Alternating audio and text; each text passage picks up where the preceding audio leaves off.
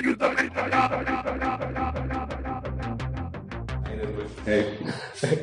Yeah, you feeling comfortable? Yeah, very comfortable. Okay, the first segment is called starting off on the wrong foot. Okay. And I'm going to ask you a very uncomfortable kind Isn't of question. that- Maybe it's a potentially uncomfortable It's question. like an interview faux pas, like you should have like have, you should make But it yeah, we're specific. just starting off on the wrong foot anyway. വടക്കൻ കേരളത്തിൽ ചില നായർ തറവാടുകളുടെ കേട്ടുപഴകിയൊരു ചരിത്രമുണ്ട്.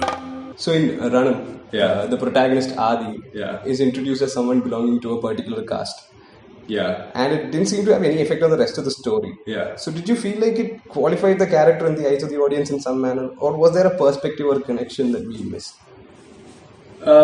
No, I think it's just a creative personal choice. I don't think it added anything or took anything away, but it's to bring the parallels of something that was like in its peaks of doing well, in like, you know, something that's looked upon as very high and stuff, and then it sort of crashes, and obviously it bears no I guess outcome on day to day, right? Like what Detroit was today, which he compares that Nair family, that Tarwar, to in the very beginning, to what Detroit is now in ruins. It means it's just that, you know, pretty much running ourselves to the ground, holding on to these sort of ideals and all that stuff. So you're drawing parallels? Yeah, we're drawing parallels, but I don't know how much that sort of conveyed itself or was necessary, but yeah, that was the intent and the idea of what we tried to do.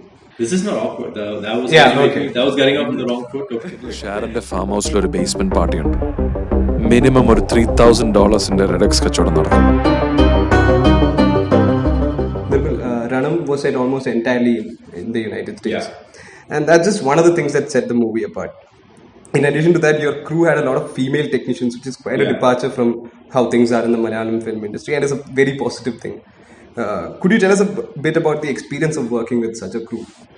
Yeah, so that's one thing we wanted to highlight during the marketing and promotions, but then we decided not to. But about 60% of our crew was women, of which besides the DOP, all the other lead technicians were women. So the costume designer was a woman, and our production design head was Brandy. So we had all people, and then our line producer, who pretty much executed the entire film, was Priya Chokshi.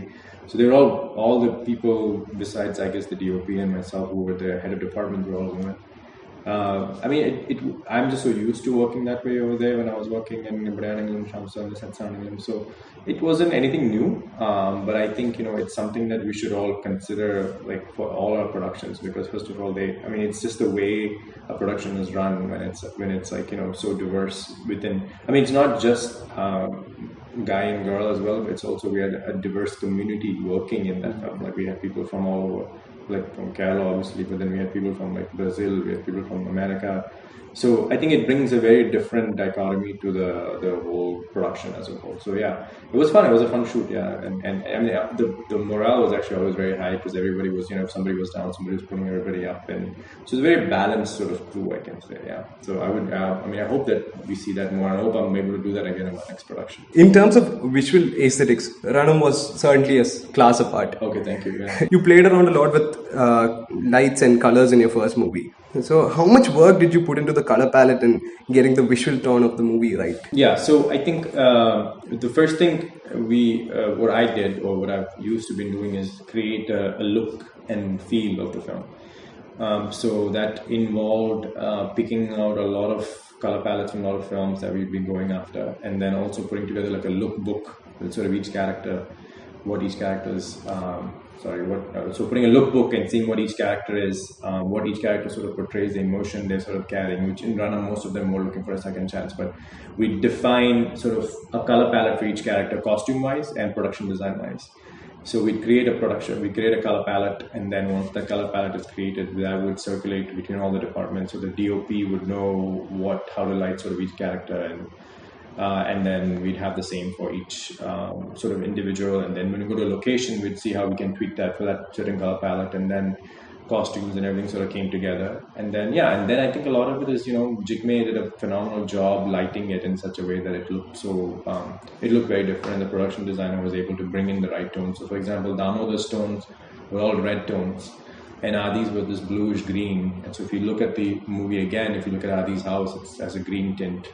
And if you look at all of Damodar's places, there's always a red neon sort of lighting. And that's what we did that We wanted a red tone, so we were looking at all these other films that they had done that, and then we created a color palette, and then the production designer was, we'll add this, and the wardrobe designer was like, we'll add these colors that are sort of contrast that, blend it in, and then DOP, and once we got there, sort of, I guess everything sort of fell into place a lot for us over there. So yeah, and the place we shot in was Augusta, Georgia, but it was a very older city, so the grime and all that stuff they wanted sort of meshed in really well with the film. So that's how the look came together. I think it just finally, we had a lot of planning, but then we also got very lucky with locations, and then it sort of all meshed, and all the technicians did a very good job, I think, to get it working. For your first big project, for your first directorial venture, you worked with a big star like Prithviraj. Yeah. What was that experience like? Oh, Prithviraj he was great. I think when he heard the story initially itself, he sort of knew. I mean, I think he said in an interview as well. It wasn't like a completely new, different story, but ഒരു Malayali kada ഉണ്ടായിരുന്നു, right? So there was a Malayali story in there somewhere, and there was emotions, and he knew that if we had sort of invested the right amounts in certain right spots in the film, then it would be a very commercially viable film. Unfortunately, we weren't able to accomplish all of those spots because of financial constraints. But but he was very supportive from day one, and there were a lot of times in the film we probably thought the film was going to stall before it started shooting, and Prithvi was always there as a brother and as a friend, as a mentor, and he's done 100 films, so he was the most experienced person on set, I think. And it was just, I learned so much just being around him, working with him, and and you can see his vision. And if you see Lucifer, he knows exactly what he wants. The film is already cut in his head, I think, before he gets to set. And he's just there, and he's just 100% all the time. And he comes, does his work, and he just gave us so much space and freedom, and it was like very good. So yeah, I don't know if it wasn't intimidating because I knew him from Ivide, and we've been talking over the years. But I think, working with him and Rahmanika and everyone together who are like such big stars, I think it teaches you a lot for your first film. You got to come prepared from your side, So. ഞാൻ മാത്രം.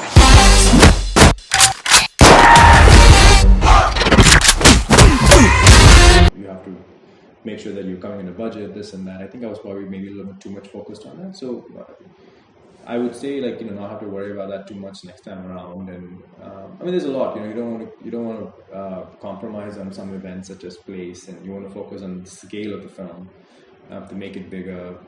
So that's a few takeaways. And script is king. I think one of the biggest comments I think we saw is it was sort of had that drive, a genre drive of a neo-noir. So we wanted to get away from that. So I think scripting is another big phase, I think, and then so those are a few things. All right. So we'll move on to the next segment, wherein you read a couple of mean tweets that people draw about your movie. Okay. Yeah. The other was of Daisy's rehash of Nicholas Winding Refn's Drive, starting with that there's Ryan Gosling and Nando as Bryan Cranston. We've heard this a lot, but I think I'm very inspired by Winding, but I think I saw a post yesterday about Taxi Driver, Drive. I think only God forgives us to be in there as well, because anyways, I'm just going to leave it at that. The other script also perhaps inherently plays on the stereotype of the young generation from NRI families getting westernized, a usage which often mistaken addicted to drugs and wearing improper clothes. Having an enlightened, open mind apparently doesn't count as westernized. Has it played on the stereotype? Yes, obviously. But I think, while making a film that's so westernized as well, that you have to appeal to the most common sort of fear.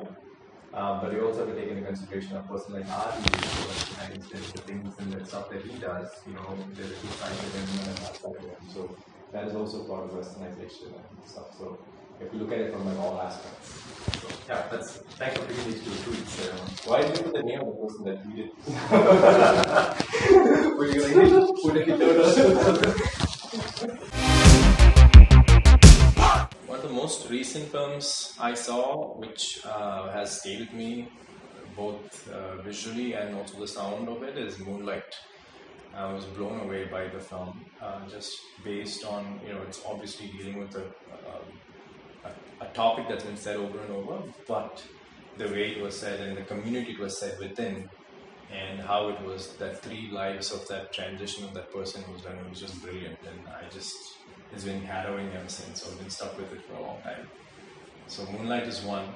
Obviously, the other one is Tandeep Mattangananga. That everyone has seen that. It's just brilliant. And the last thing I saw is Amazing Spider-Man. I'm just going to go with it because I was pleasantly surprised. I saw Amazing Spider-Man Homecoming, and man, that was like entertainment at its finest. I was like kick-ass. So we should all watch it. I think just for the comic timing and the value and how they've sort of put together action, comedy, and the whole like built that Marvel universe around this young boy, which they're going to take for a long time around. I think so. That was pretty cool. TV shows that I've seen right now I've been blown away is Sacred Games. I just watched it, so I'm sure everybody. I haven't seen season 2, so I'm waiting for season 2. I still haven't seen Chernobyl, so I would say Sacred Games is the first one. And then I just finished watching Mindhunter season 2, which is just too good. I think a lot of people differ in opinion there with me, and then I just saw Delhi Crime as well. So yeah, I think these are 3 sort of recommended from my side. I think the 3 directors for me, growing up, obviously Priyadarshan sir has been one of the biggest influence. We look at all the films that he's done. He's sort of done comedy, he's done serious, he's done Akala Pani, he's done That Scale. And he's still making films that are like, big hits. So Priyadarshan Shah is a big influence as far as like knowing. I mean, a lot of the comedy that we see on a day-to-day basis now even come from his films. Priyan sir, I would obviously pick, if you just give me the 3, I would pick Priyan sir, Latin sir, and I have to pick Shyam sir.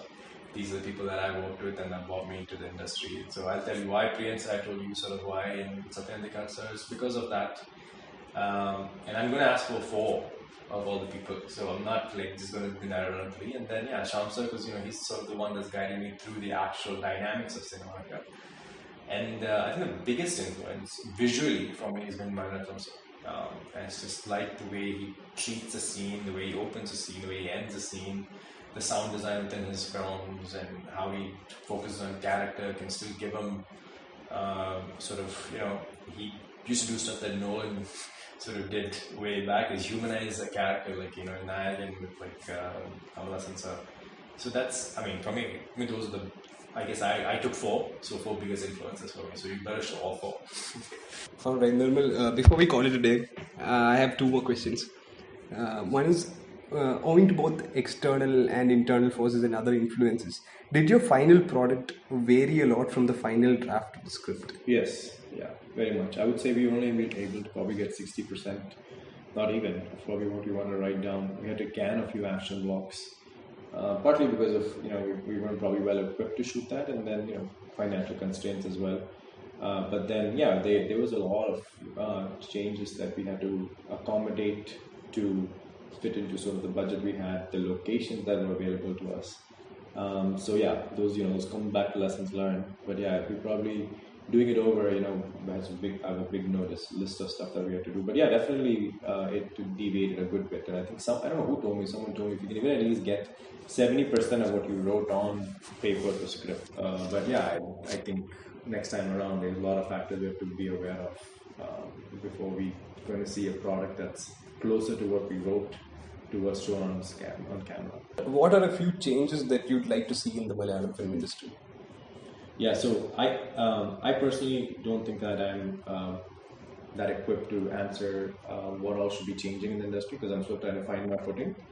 But the one thing I want people to sort of understand within both the creative and outside, people who see from the outside, is how tough the job of a producer is. Because a lot of times when we talk about what a producer does, because I think everybody knows what a director does, everybody knows what an actor does, what a screenwriter does, what a DOP does. That's very common, but I don't think people know what the producer's job entails. And I think it's not just releasing money. I think it comes in from the very inception of showing what product is going to be made. Is that commercially viable? What kind of film are we going to set out to make? Are we making this just for the intellectual worth of the film? Also, we need to know, like, producer is the one who says, who can you bring in to make this movie real, and what technicians you sort of bring on, and the vision of the director sort of goes hand in hand with the producer, and he's the one who decides, when the film's coming out, how it should be marketed, sort of what's a break-even amount that should be invested. So I think there should be more awareness of what the job of a producer, how tough it is, and what of all the different layers that go into a job of a producer. I think that's the one biggest thing I've had to explain to people. So this is not something I want to see change in the industry, but I just think more awareness around that production field. And I think a lot of people ask me, how can I get into film? I think getting into production is a job, because even if you work a corporate job, you can come and work as a line producer, executive producer, anytime you're way to being a producer, because there's a lot of it is project management, knowing what you're doing and all that stuff. So what I would like to change, I don't know, but that's one of the biggest things I've sort of had to explain to people around what the different duties and jobs and stuff are. So awareness around that would be something. Finally, something that you want to close this with. Do you want to share something about the new project that you're working on? No, I think in conclusion we should talk about Idiot Box Media as well. Yeah, exactly. Yeah. So well, I'll start. So I just want to say thanks, for, I know you guys are pretty well connected because we have had a lot of people on. Thanks for having me on and questioning me and doing me all those mean tweets without the names of the people who wrote it, because I feel like you wrote it yourself. But yeah, I say, I think it's good that we're having this sort of dialogue. And one of the things I've seen over the past year since Zanam has come out as well is these Instagram pages. So, I should probably pull them up, but they've cine frames, or they've showed different frames from the film, like getaway motion pictures, and so they've come. These people are interested in cinema, and not just the glamorous side of cinema, like the technical side of cinema. Media. Yeah, and since this channel of Idiot Box Media is focusing on that, I think it'll be great to sort of understand what people are interested in youth-wise about cinema, besides the acting phase, because I think everybody wants to be into acting, and that's perfect. But from the filmmaking side, what all aspects are people interested in that we can talk further down the line and show people, like, and if people are like, I blog, but there are other people who blog as well. People speak pretty well like this. A lot of other filmmakers are out in the open talking about their craft. So what should they be talking about? And I think Idiot Box Media, I think your job is to sort of find out what the youth is interested in, so that people can start talking as well. Because I think I didn't have sort of a clear direction when I was younger, sort of saying, if you're going to focus on direction, then these are the sort of things you need to be doing. And someone told me that cinema will happen for you, but when it happens, are you going to be ready? But no one told me what sort of skills you have to get for that. So you sort of pick that up. But if there's people, if you can talk to kids to find out what they're interested in and what they can deviate towards, then we can have conversations more targeted in those directions in the coming days, I think. All right. Thank you, Nirmal. Yeah, thank you. We had a lovely time. Yeah, thanks.